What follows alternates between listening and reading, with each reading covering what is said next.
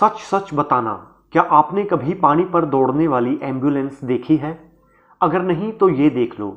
ये है कश्मीर की पहली वाटर एम्बुलेंस।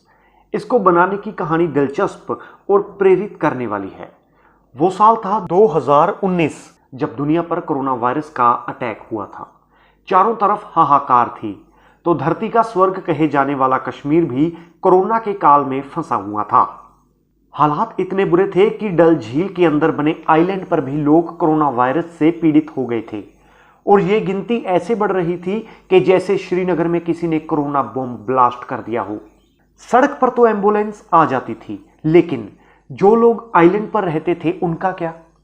और ऊपर से लॉकडाउन, मतलब कोई चाहकर भी किसी की मदद नहीं कर पाता था। यही सबसे बड़ी परेशानी थी। और तब एक किश्ती चलाने वाले को आया एक ऐसा आइडिया जिसने सैकड़े लोगों को हॉस्पिटल भी पहुंचाया और उनकी जान भी बचाई। उस शिकारा चलाने वाले बंदे ने फोन पर ही आसपास के लोगों से मदद मांगी।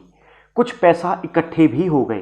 कश्ती तो पहले से ही थी, तो जो पैसा इकट्ठा हुआ उससे कुछ सामान खरीदा और बना डाली एम्बुलेंस। हमें कश्मीर में शिकारा चलाने वाले एक बंदे ने बताया कि इसमें 1 रुपया भी सरकार से नहीं लिया गया। इसे प्योरली लोकल चैरिटी फंडिंग से तैयार किया गया है। इस दिलचस्प कहानी को सुनकर बचपन की एक और बात याद आ गई। Where there is a will there is a way. Srinagar की डल झील में आपने शिकारे तो बहुत देखे होंगे, लेकिन मैं आपको एक खास चीज़ दिखाता हूँ। वो है ये आप सफ़ेद रंग की कश्ती देखिए। ये शिकारा नहीं है। हालांकि पहले ये शिकारा था, अभी इसको वाटर एम्बुलेंस में तब्दील कर दिया गया है।